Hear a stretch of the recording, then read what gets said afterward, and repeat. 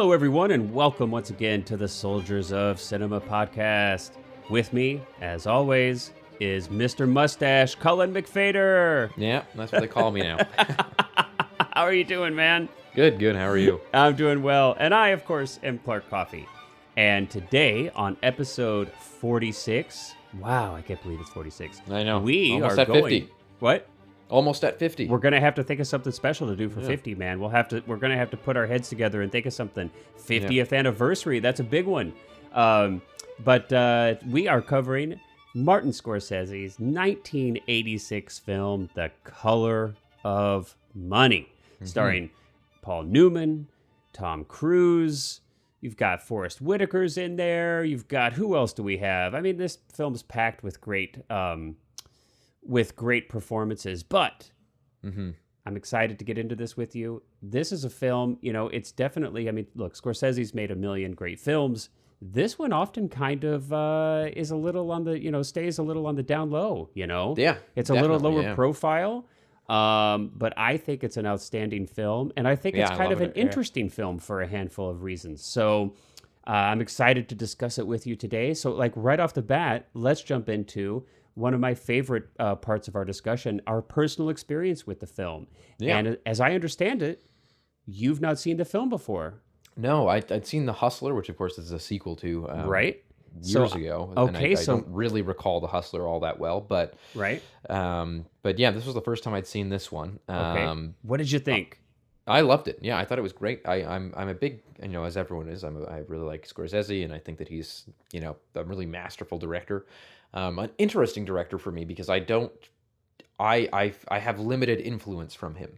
Okay. I don't really set out to make movies like him in a weird way, but I love him, and it's like I think he's really, really an interesting director. I guess my intonations are different, but no, I thought this was it's very fun. It's for the most part, I'd say, a lighthearted movie, and but it also, there's some, pretty heavy drama stuff in there, and you get I love Newman. Newman's my favorite actor as well, or at least definitely one of. Yeah. And so I think that his performance was amazing. You got Tom Cruise coming off Top Gun, which hadn't been released yet, though. Yeah, hadn't even been released. So that's one of the things that makes this film interesting, is that this is Tom Cruise before he really turned into international superstar Tom Cruise. Yes. Yeah, exactly. Because he'd done what? He was in The Outsiders. Well, he was in The Outsiders. He was in Risky Business. Risky Business, yeah. And if I'm not mistaken, I think it was probably because of his performance in Risky Business that he was cast in this film. Don't want to speak out of turn. That's what's kind of popping into my head right now. Yeah, I think that's a safe bet. But yeah, we're looking at, it's 1986. If you look into Tom Cruise's filmography, he had done not a ton. He'd done a handful of films, but you're correct, he'd done Outsiders, Risky. He had, I think, 4 films come out in 83, if I'm not mistaken. And, of those, certainly Risky Business was by far and away the largest film. And he had done, I think, an 85 Legend, Ridley Scott's film. And that was not a big hit at all. I don't even think it made its budget back.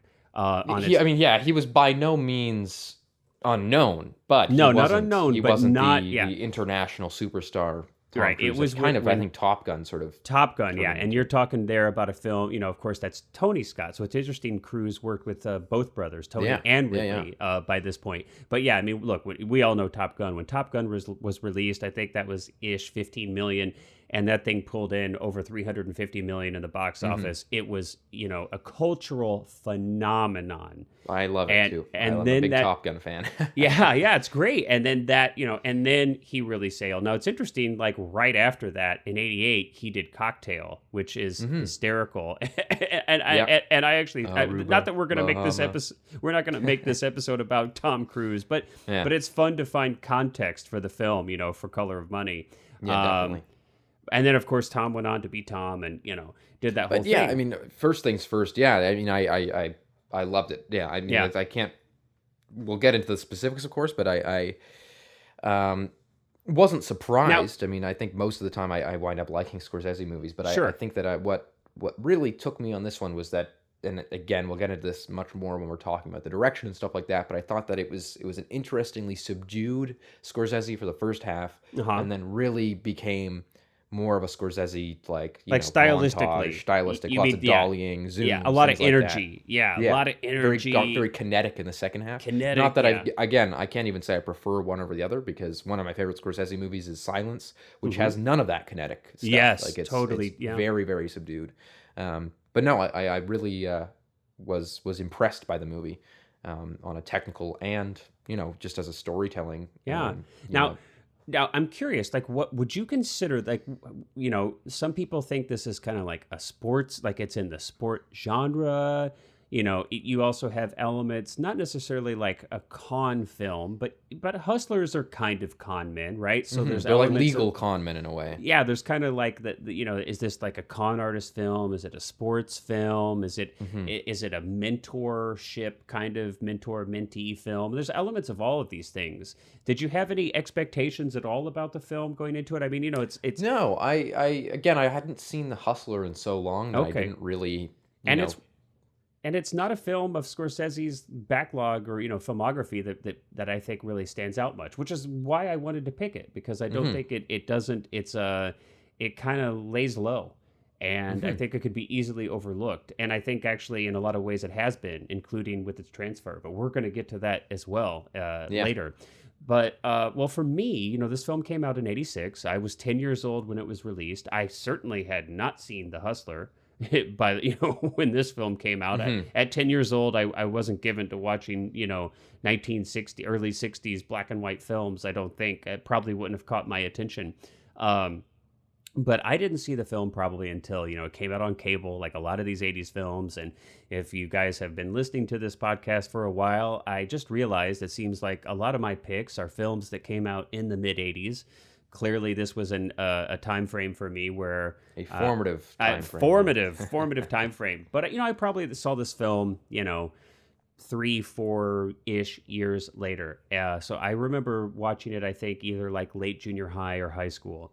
And so Tom Cruise would have probably been the person that would have stood out to me most. I don't know how many Newman films I had seen. I certainly, of course, knew of Newman.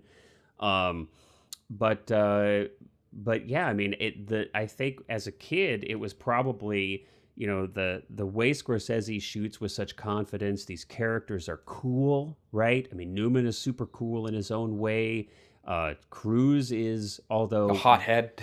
goofy, Yeah. to a 12-year-old kid or whatever I was, he came off as like being super cool, and you've got the pool sharks, and you've got this amazing pool photography, and the music and everything, very like kinetic film. So I remember very much loving it. And then as I got older, I started to get more interested in the relationship between Newman and Cruise, and this whole kind of, dynamic of hustlers and con artists and mentorship relationships.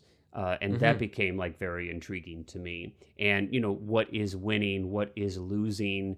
And I think is an interesting kind of metaphor here for a lot of us, unfortunately, as we go through life, where, we kind of start off wanting to do whatever it is we end up doing in life because we have a passion for it. Yeah. Hopefully. And Yes, of course, and that yeah. kind of becomes corrupt over time. We do things for money. And, this is kind of part of the necessity of life, right? I mean, we have to pay our bills, most of us. We have to earn an income and so that we have a roof and food. And so, this passion could kind of become corrupted. And then a lot of our life might be spent trying to find that passion and love again for what we originally, wanted to do. And I certainly have had experiences like this in the film industry. So now, many, many years later, as an older adult, with a lot more experience under my belt, I see this film even in a totally new way. So one of the kind of signs of a good film to me is that it can grow with its audience over time. And I feel like this film really has, at least for me. No, So definitely. Yeah. okay, cool. Well, I'll be interested to see, so I have a history with the film. You don't have a history with the film. So it'll be Hmm. interesting as we kind of go through certain aspects of the film. We'll kind of compare notes. It'll be interesting to have a couple different perspectives. So I think we talked a little bit about context for the film. And we'll expand on that a little bit because I think it's important. It kind of educates a lot of the other ways that you can look at the film. I mean, it is a sequel, like you said, to The Hustler. And The Hustler, I actually did watch it again, and I hadn't seen it for maybe about a decade. So I watched it right before I watched The Color of Money this time. And Hustler is 1961. Hmm. That's Newman.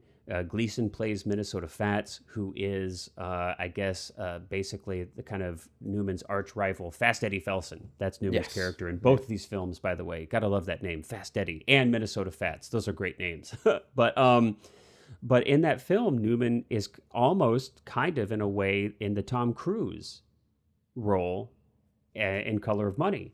Yeah. He's He the, just he's wants the, to kind of play he's the and yeah yeah. he's the younger pool player. He's in it to be the best. He has a passion for pool. The money is not as important. He just wants to be the best. He seeks out Minnesota Fats, who's notorious to be as the best pool hustler in the land, and ultimately he ends up being beat. Hmm. And we go through this, and it's interesting because The Hustler is actually very much a love story in a sense. I mean, there's not actually a ton of pool if you really look at the film. A lot of the film is spent with the relationship between Fast Eddie and Piper Laurie's character and their relationship. She's an alcoholic, and but she sees, even though she has struggles with her own issues with alcoholism, and she's kind of this abandoned character in a sense. She sees how he's being corrupted Yeah. by Yeah. Yeah. by Yeah. by George C. Scott's She's very much character. almost like a third eye in a way. Yeah, Yeah. yeah. Well, yeah. And she kind of sees that his passion for the game and his desire to just be pure and be the best is being corrupted Yeah. by these other characters' desire for money, and and they don't really have a passion. They're just kind of using him. He's a pawn. He's these people are bored, kind of cynical, corrupt characters, and he's fallen into this world with them. Hmm.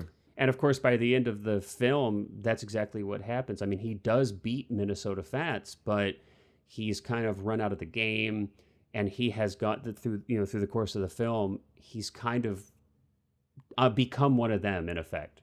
And so that's where we Yes. find him at the start of this film.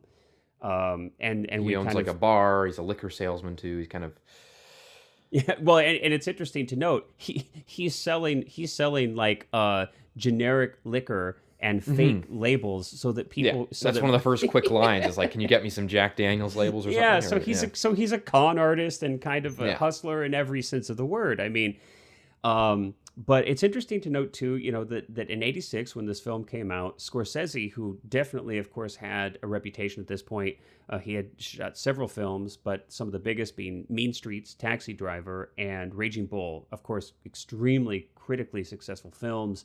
But he had had a run of a couple films after that that weren't very successful. He did King of Comedy in '82. He did After Hours in '85.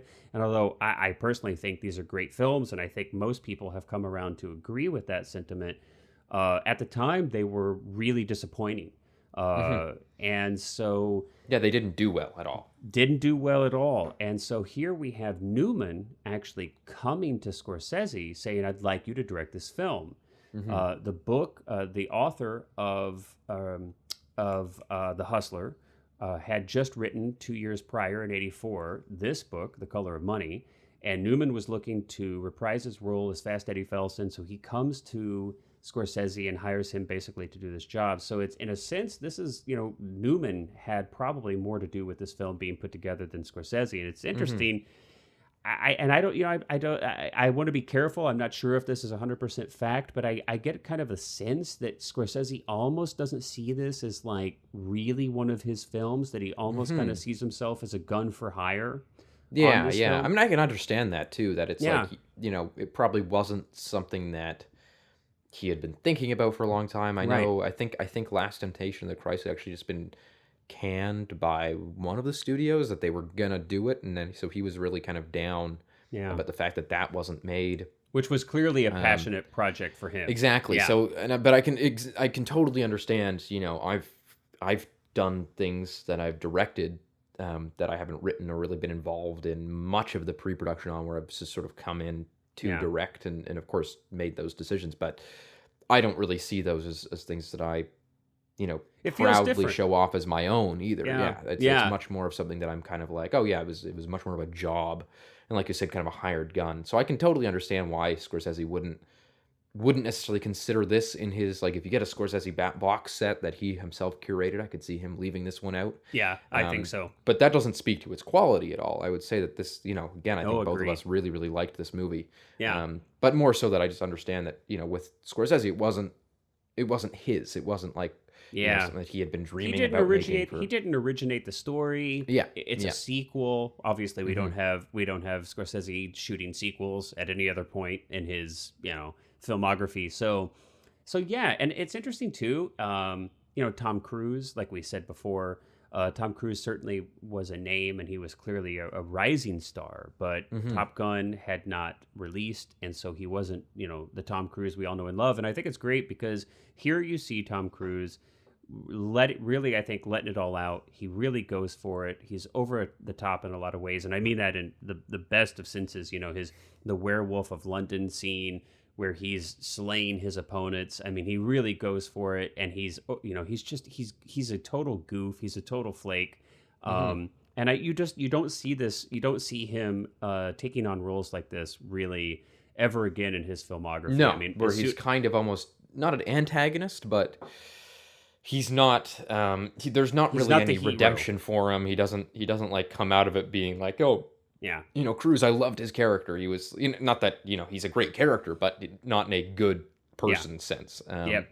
It's also interesting to note. And it's not his movie. It's Fast Eddie Felson's movie. And so you don't see Tom Cruise, with rare exception. I mean, you have his kind of big cameo, I guess you might call it, in Magnolia. But you don't see Tom Cruise really, you don't see him playing second fiddle. You don't also, I mean, it's interesting actually about kind of, I think, the structure of the movie is that you think, starting off, that it is going to be that Tom Cruise is going to be the main character, and that it's going to sort of be like a handoff movie where it's like you get the old, master handing it off to the new young gun, but it really goes back into a movie about Felson, and so I think what's also interesting is that Walter Tevis wrote a screenplay for it that was rejected. That apparently it was quite different, and so and let's add a note real quick here. So Walter Tevis wrote The Hustler, the novel, and he also wrote The Color of Money, the novel. And just as a quick little piece of trivia, he also wrote The Queen's Gambit, which is a recent Netflix miniseries that was very, very successful. But okay, so that's interesting. So go back to that. So Tevis did write an original screenplay that was rejected, you said. Yeah, so so apparently they decided not to use it, and so then it was written by Richard Price. Who was nominated for an Academy Award for this film, by the way. Yeah, and so I wonder. I've never read the novel, either of them. I've never read The Hustler or Color of Money by Walter Tevis, but I'd be curious if how similar they are, because apparently the novel wasn't written necessarily to be a sequel. That it was written to be sort of a separate story. So I'd be curious to know if that means, because it's so vague, it could just mean that it was written to center around perhaps Cruise's character in the novel as well, or it could mean that it like the novel may have had little to do with Eddie. And this film could be standalone. I mean, I would assume that the vast majority of the people who saw this film in '86 did not see The Hustler in '61. I mean, you're talking about a 25-year time span divide between the two films. So, this film totally stands on its own.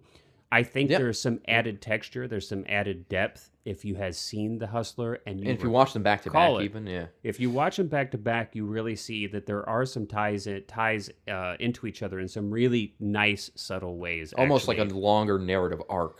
There you go. It's a longer narrative arc because you actually, if you kind of think of it, we come into Eddie Falson, Newman's character here. It's actually kind of in the middle of his arc. If you look at both films together, So it does add a lot, and just cool little tiny callbacks. There's a handful of lines where they talk about character being the most important aspect of being a good player. In The Hustler, we have some fun callbacks here to character. Helen Shaver's character here, his love interest, talks about character. So there's just a handful of little callbacks that actually pay off quite nicely if you've seen and remember The Hustler. It's But also funny. you don't 'Cause have to. Yeah, I hadn't seen, as I said, The Hustler for maybe 6 or 7 years. Mhm. But I do, one thing that I really appreciate, and this is, owes to Paul Newman so much as well, is that he really does a good job of playing a matured version of the character from The Hustler, right? Like that he comes into this movie and you don't feel like it's just the same guy.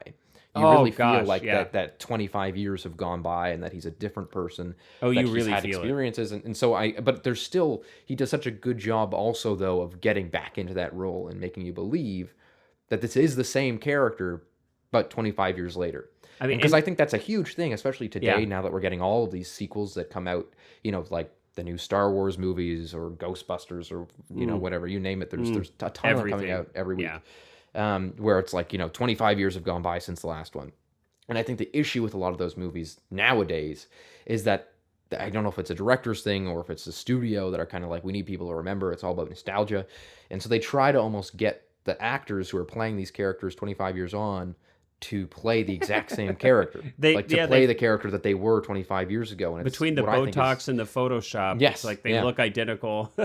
And so Yeah. I think that it's really interesting that, and perhaps it's maybe a kind of a touch of the era, that there wasn't really a huge, like this, we have such a nostalgia wave now, Yeah. whereas that wasn't really much, as far as I'm aware, when this film came out. So there wasn't this whole, like, we're recreating the magic of the first movie. We're, it's Yeah. Paul Newman back as Eddie. It's it's Yeah. much more a continuation, and it feels like, again, like you said, it can stand on its own. It's a separate film.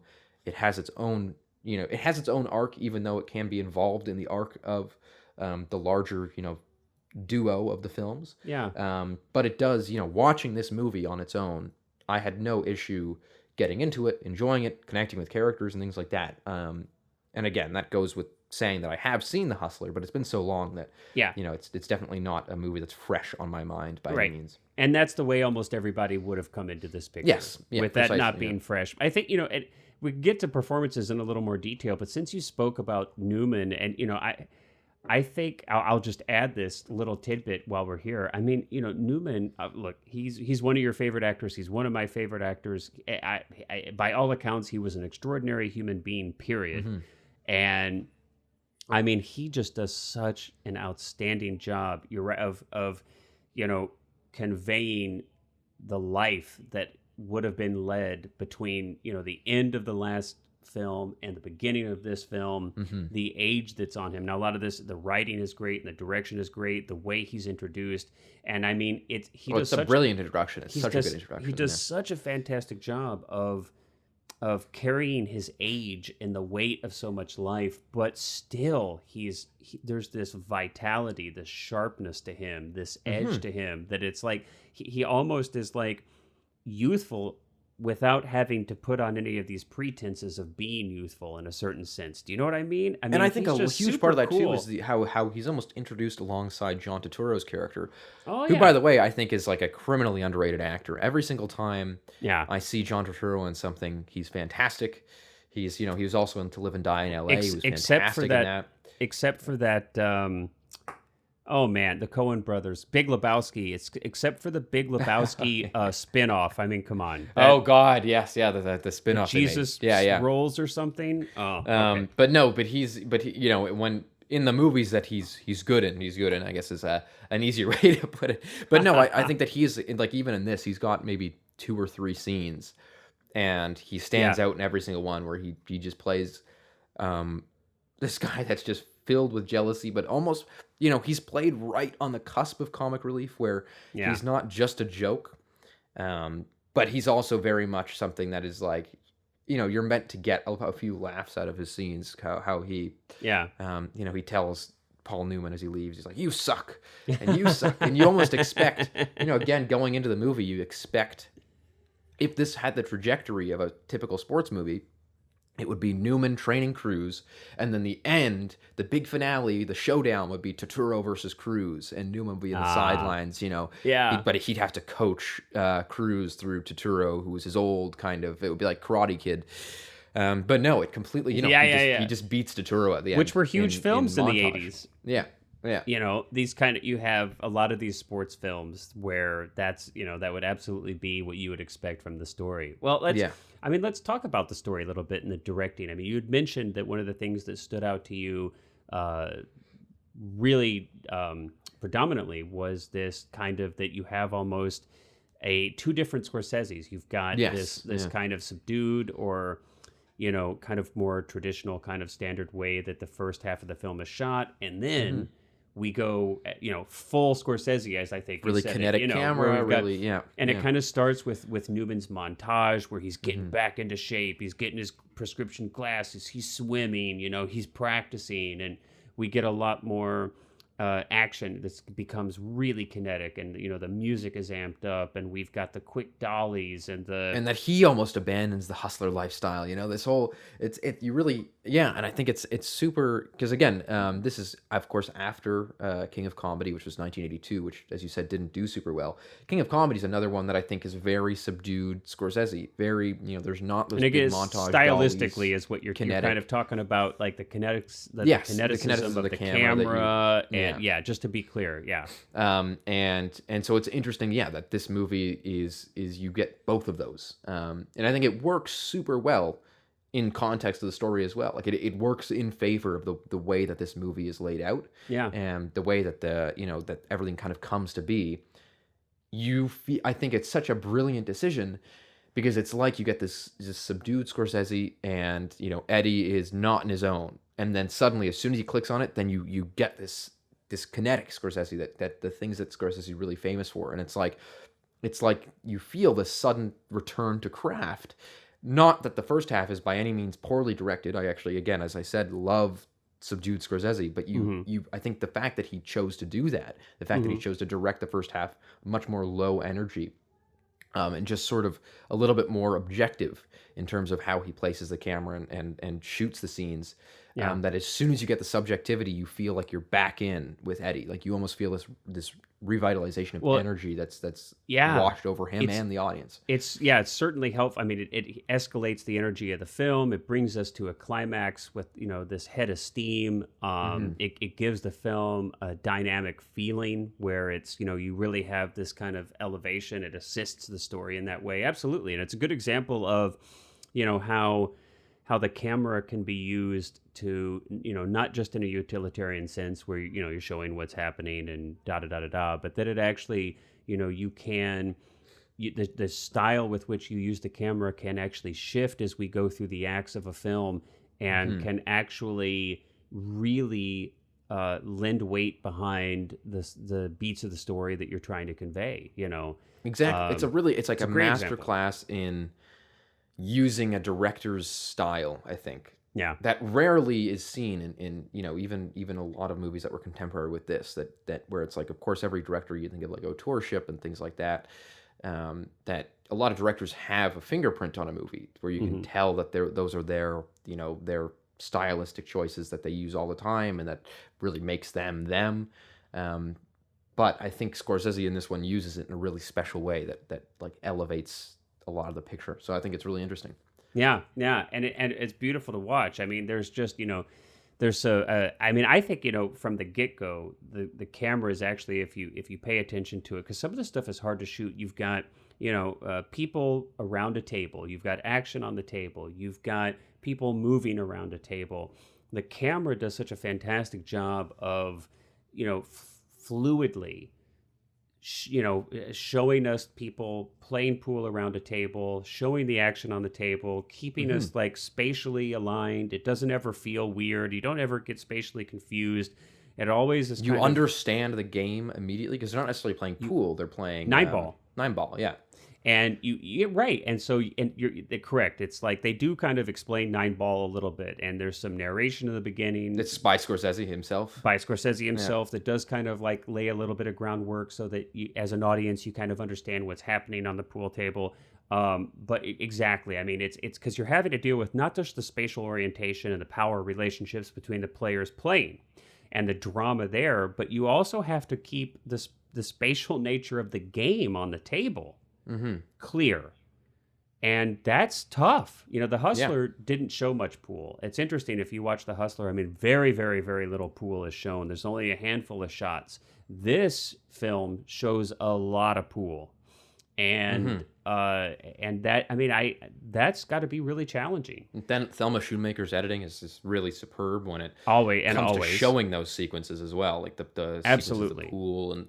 And again, you have this fluidity, especially in the second half, where and that's what I love about Scorsese, is that he has this way of making his scenes flow from scene to scene in a montage sense, but not in a typical, you know, Rocky IV, he's training on the farm the training montage. Exactly. You've got this. It fits so well within the movie that it doesn't feel like it's a scene. It feels like it's just like you're just evolving with these characters. So it's, yeah, I think the direction, the editing is all really, really superb, and I think honestly some of Scorsese's best, and which is a shame that so many people have probably missed this movie or don't really think of it as one of Scorsese's best. Yeah. Because it really, you know, it's a masterclass in all of his work.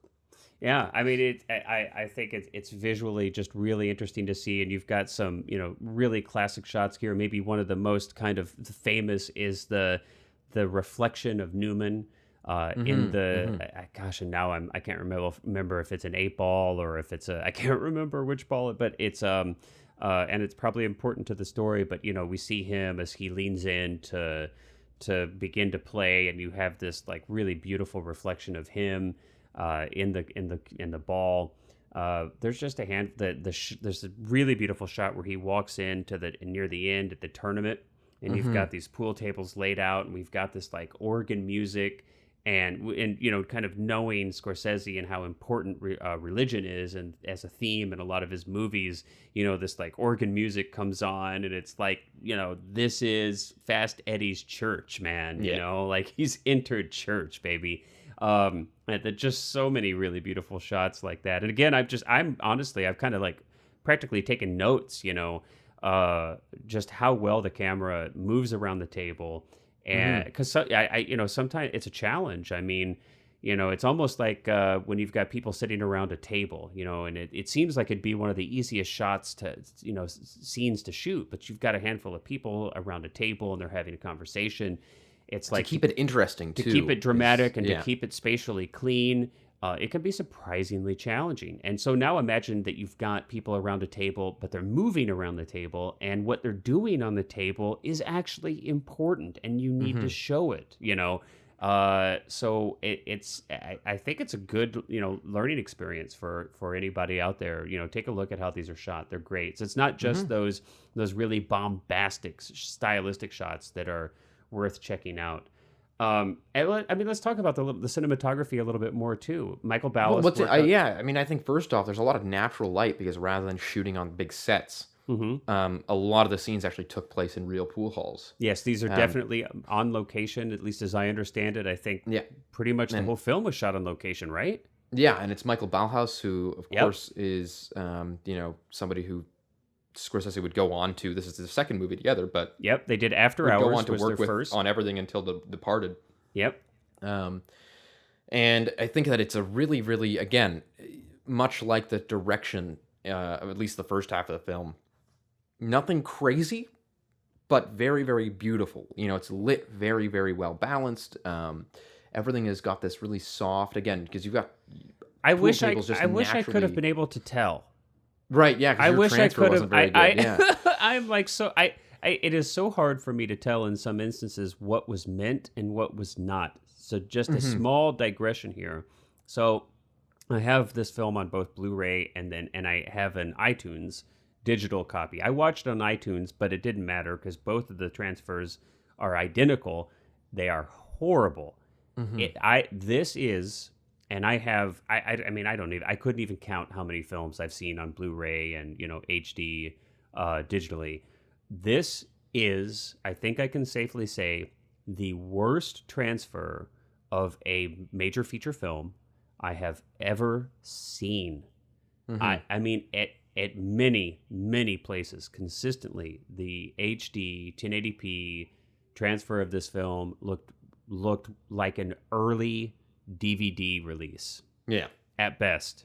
Mm-hmm. It was so soft, and not appropriately soft. Like it was just Muted, a horrible print. Just a horrible bit rate. A lot of data missing, banding, artifacting. Grain looked horrible. The colors muted, washed out. Just horrible, man. But you said that you saw this and it looked good. Whatever transfer I saw was actually quite nice. The colors were balanced. It was sharp. That was kind of how I knew that you had likely seen a different one than I had, because it was you were saying it was soft, and mine was actually quite they saved the good sharp. stuff for Canadians, man. We just don't Apparently. get access to that down here in the U.S. Man, I'm gonna have to start importing my films from Canada, dude. But but I was gonna say too that it's one of those movies that you just have a naturally nice, lighting situation where pool tables always have the light above them, so you have contextual lighting, practical lighting in a scene that looks neat, that looks cool. You know, if you've ever stood at a pool table in a bar or a pool hall with anybody, you know that everything kind of looks dramatic because you got the top-down light right from the pool table, then a soft light bouncing up from the table itself, of course, from the above light that's bouncing off of the fabric. Yeah. So you just naturally have these really nice practicals, and I think that they use that to their advantage a lot, where there's nothing super fancy going on other than that. Every light is just sort of accentuating the natural, what would look natural in a pool hall. There's no crazy, it's not super hazed. It's not like you've got big bars of light coming in for the windows and things like that. It doesn't look really, really ultra stylized. Which is interesting because if you call this a sports movie, which you can make an argument, this is a sports movie in some sense. It's classified. Right? I think most things put sports in its genre. Couldn't be further from different. I mean, in many ways, but we're talking about the cinematography than Scorsese's other sports film, Raging Bull. I mean, you couldn't, which was shot by Michael Chapman. I mean, you couldn't find two films that look more different than these two films from cinematography perspective. So it's interesting the like radical differences with which Scorsese approached both of these sports films, and they're not that far apart. We've got 6 years apart between the two. So it's just interesting. And no, it's definitely it's I mean, not weird. Weird's not the right word for it, but it shows the range, I think, and also it's kind of, again, an interesting little look at how a cinematographer might affect the look of a film and affect a director's direction. In that, again, I think I love Michael Ballhaus. I think that he's done some really, really brilliant work on all of the Scorsese movies that he shot. But I'd say, this one is interestingly natural. That the lighting is very much. It's practical in a sense. Like everything is influenced by the practicals. Everything is sourced from whatever the practical elements of the scene are, which of course, in cinematography most things are, but there's no accentuation on a grand scale. You're not getting no obvious stylistic smoke filled. Exactly. But there's not color weird, one of the things that I feel like like they did a really great job with is one of the things that stands out to me is this feeling of, I get like an East Coast vibe, almost from a lot of it. I get kind of an East Coast vibe. I get a cold vibe. It's like I think, tungsten. Yeah, and I get it's just that stood out to me. I think it was effective. Yeah, I mean, you get just, it looks cold. It feels cold. It's kind of gritty. In that way, it feels quite gritty to me, and you don't really know. I think that also adds to it that you don't really know how long the film takes place over, because it seems to go through at least like 2 or 3 seasons. Like there's Yeah. a scene in winter, fall, and I believe it comes around to the ending where it's almost like summer. Well, and you don't know, So and they're in different states. They're traveling, yeah, so you yeah, don't know if are the seasons changing? Is time passing? Is it that they're going from state to state? And yeah, the yeah. the tournaments in Vegas, and before they were in Philly or whatever, wherever they were. I don't recall exactly, Chicago, whatever. So Atlantic City, yeah. yeah, Atlantic City. So, but I do get a sense that it kind of helps convey, the way it's shot helps convey this, like, a sense of kind of disorientation that a person would experience if you live on the road and you're going Yeah, from if you're season suddenly to swept up in season, this. Yeah. or kind of this kind of gritty, and a lot of this is locations that they pick, but this kind of, I mean, it's not very glamorous, right? They're playing No. pool in bars, in In, like, pool Chicago, halls, yeah, I yeah. mean, and they do a great job of conveying that. They I stopped to ask directions to one for some guys standing around a fire pit, like standing below a burning dumpster, and it's like, like a barrel, yeah, exactly. I mean, and a lot of times it's funny too. Now there is inflation, but they're playing for like $20, $50 a hand. Now, of course, Yeah. it does elevate, and they start playing for $500 a hand or $1,000 a hand. But I mean, it's almost, in a sense, it's like there's some humor to this too, where it's like, in their world, this is like the most serious thing ever. especially for Newman. But to an outsider, it's like, I mean, you're playing a game for like $50. Yeah. I mean, Yeah. a little bit. There's a little bit of that, which I kind of find is funny. And I like that Newman's like, that if you screw this up, then no one's gonna play you here to like Atlantic City. Your name will go through like beer hall or pool hall to pool hall, and you won't get another game for the rest of your life. Which is, it's funny to I mean, I love films that are about this kind of like these subcultures that I don't have any exposure to, and that seem like interesting and fun. But let's talk a little bit more about the performances, because there really are a handful of outstanding performances. We've talked a little bit about Newman's. He was actually won an Academy Award for this film. Now, Yes. I mean, And, I think and a few other people were nominated. Mary Elizabeth Mastrantonio. She was nominated. Richard Price, Boris Levin, and Karen O'Hara for art direction. They were all nominated for the Oscar. So there were a handful of nominations, yeah, and a couple for performances. And Newman, I think some people felt that Newman's award was kind of a makeup award. Now, I think Newman's performance is outstanding in this film, and I don't see, I don't recall off the top of my head exactly what performances he was up against in '86, but I think that the performance is outstanding. I think it stands as one of his better performances in a filmography of outstanding performances. So I don't personally have a problem with it, but I do understand. The other best actors that year weren't. I wouldn't say they were bad, but they weren't. They aren't. Age-old historical. It was Dexter Gordon for Round Midnight. Okay. Bob Hoskins in Mona Lisa, William Hurt in Children of a Lesser God, and James Woods in Salvador. So, and who nothing won? like groundbreaking, I don't think. Tom won. Yeah. I mean, Tom won. Newman won. Yeah. And you're right. I mean, and Salvador, I think, is an outstanding film and a performance. Some of the others I can't recall off the top of my head. But, but that's what people thought. And I think, there were a handful of films that that Newman maybe should have won for. And so people felt a little bit like, he's a little bit older. People felt like he might have, even as far back as 58 with Cat on a Hot Tin Roof.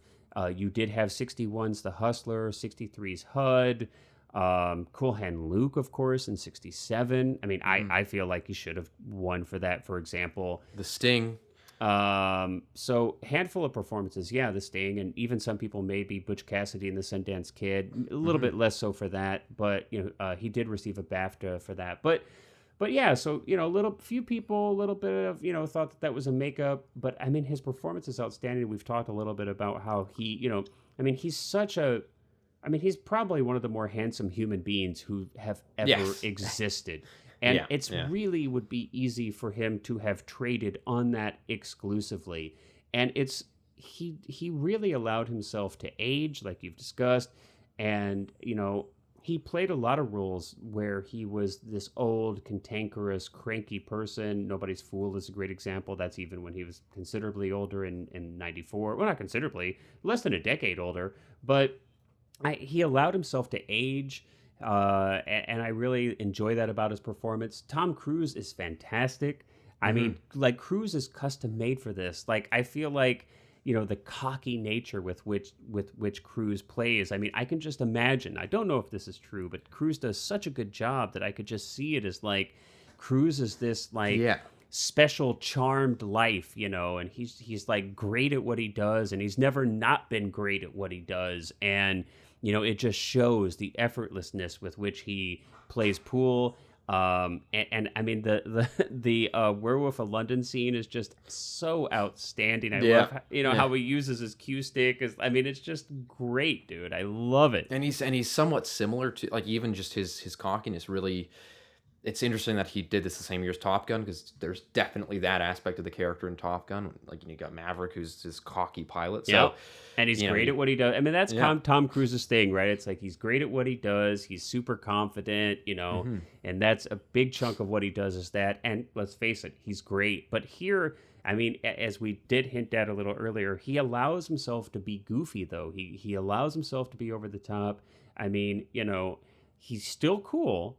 But he's also, you can see the kind of ridiculousness. You can see the cheese factor. You can see, when Newman is like, "Man, you are a character," and he's like, Yeah. "I didn't say you had character, buddy. I said you are a character." Yes. We Yeah, see yeah. that, and Cruise allows himself to be in that position, which I think is great. And Mary Elizabeth, and I'm like, boy, Mastrantonio. She, I think, is such a good. She's like clearly, maybe not clearly, but she seemed to me to be maybe a few years older. Clearly, she's more seasoned. Clearly, she's able to see a few moves ahead further than Cruise's character, and she does a fantastic job in that role. And she's kind of in between. I mean, it's not a love triangle at all, but she's kind of in between Fast Eddie and Tom Cruise, and she does a really fantastic job of making this an interesting trifecta, an interesting triangle where Newman is having to kind of play her and Cruise. Mm-hmm. Yeah. And I love the way that she kind of uses her sexuality to kind of play with both of those characters. It's really quite great. And Forrest Whitaker, dude. Forrest Whitaker. He's got one scene. And he's great.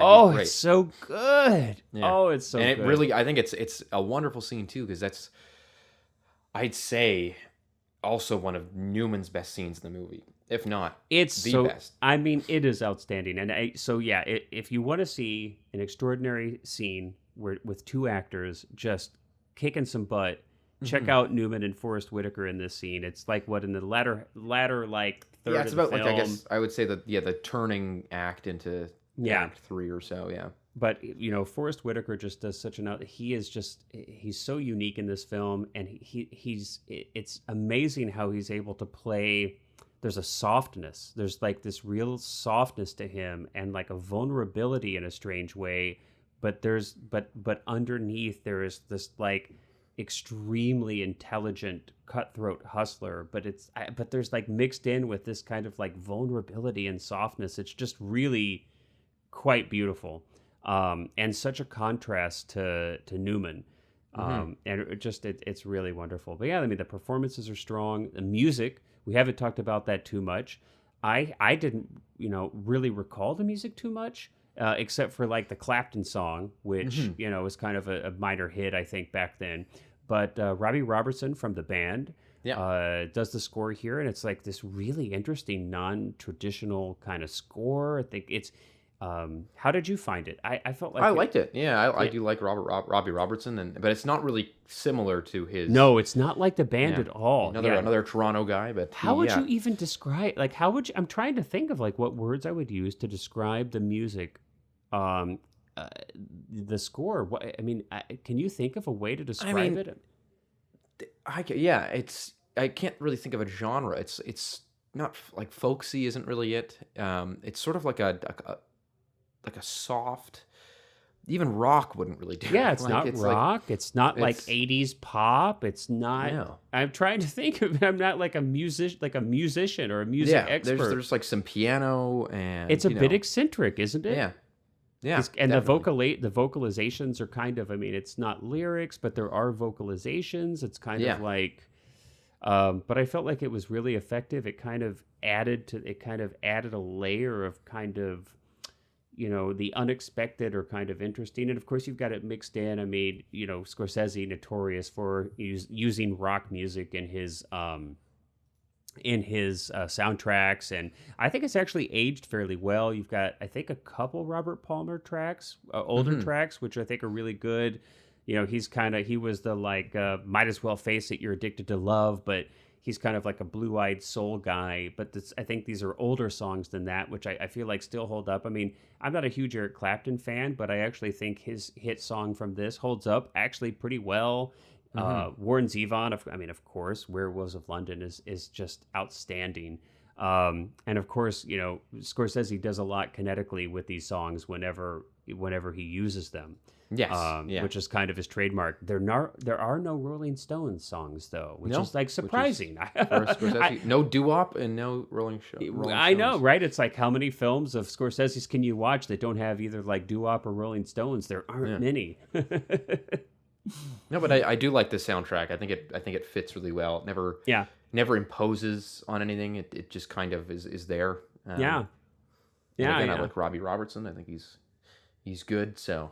And but it is totally different from the band. I thought it was like quite don't unique. go into this expecting the band to be the score for this. Yeah, but I was really intrigued by it. And then we have the ending, which you and I talked about this briefly. I was surprised, when I was kind of reading a little bit up on the film and kind of reorientating myself to kind of the context of the film and everything before we recorded this. I saw that quite a few people were confused, or at least it seemed that quite a few people were kind of confused with the ending, or they kind of didn't like it. They felt like it was kind of patched together or kind of missing something. Actually, was one of the biggest complaints that I read about the film, was that people felt like it was almost as if the ending was missing a scene. Like they didn't quite.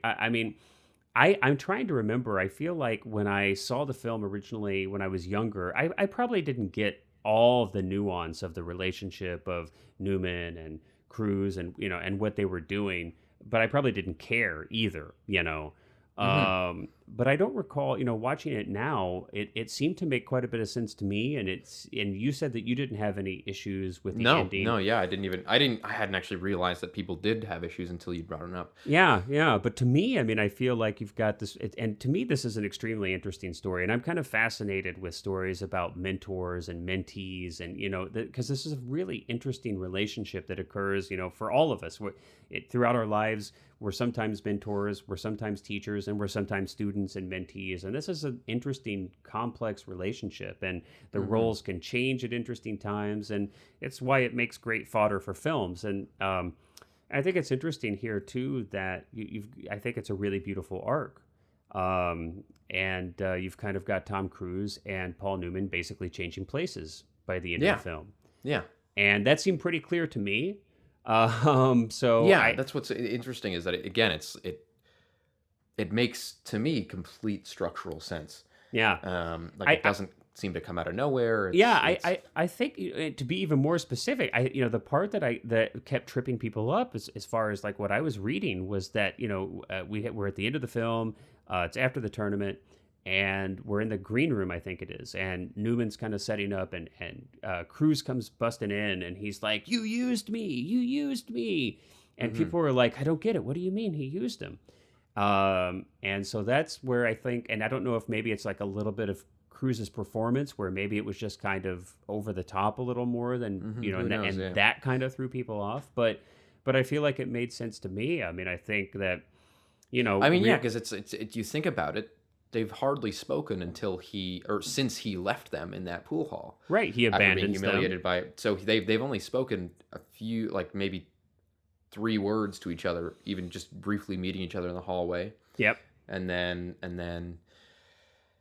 it's like, of course, Cruise would feel used, because it's like, oh, you walked out on us. Yeah, and now you said that you were gonna be my mentor. You were going to teach me, and of course, what ends up really kind of happening. He is like, Newman definitely teaches him how to hustle, and of course, by the end of the film, you see that that Cruise is actually completely switched. I mean, Cruise is now the ruthless, effective hustler. He no longer plays the game for the game itself. Yeah, He no longer yeah. plays it to be the best pool player. He's playing pool in order to hustle money from other people. So his orientation to the game has completely changed. And I mean, depending on your perspective on things, you could say that he was corrupted. That would be one way to potentially look at it. It's kind of how I see it personally. And now Newman has gone from being the hustler and the person who only cared about money to only caring about being the best pool player he can be. Yeah, exactly. Yeah. But I think Cruise kind of sees that, what ended up happening was that he feels like Newman used him to get back into the game. So it's like, you didn't actually, you weren't trying to do anything for me at all, ever. You were just trying to get back into the game. Yeah. So that's how I interpret it. Now, maybe I'm wrong, but that's how I kind of felt about it. But I just thought it was interesting that there was, because, sometimes in these films where there's kind of role reversals, kind of con stories, hustler stories, that stuff can kind of get, plots can get confused. But I felt like this was like very straightforward and very effective. So, No, definitely. Yeah. All right, man. Well, I think unless you've got anything else that you'd like to bring up about the film, No, I think we've covered plenty. Yeah. We've touched on, obviously you could talk about a film forever, but that'd be crazy if we had, our memory cards only have so many hours. So, Yes. Yeah. but it was a pleasure, man. This is one of my favorites from way back when I was a kid. I'm glad that you enjoyed it too. It's always fun when I get to pick a film that you haven't seen yet. That's a joy to me. So I'm happy that you enjoyed it. I enjoyed our conversation. I hope everybody out there, I hope you enjoyed it as well. If you haven't seen this film, go see it. It'd be crazy. It'd be weird if you'd listened to this whole thing and you hadn't seen the film. Maybe you did that. I don't know. And we spoiled the whole thing for you. We spoiled the whole thing. Or you're watching it while we talk about it. Like a commentary track. We should do like a commentary track sometime. That'd be We fun. will have to think of something fun for our 50th episode. I'm going to hold us to that. We're going to have to do that. We'll think of something fun. But in the meantime, everybody, have a wonderful couple weeks. We look forward to coming back together and recording another episode for you soon. And until then, everybody, take care. Yeah, bye-bye.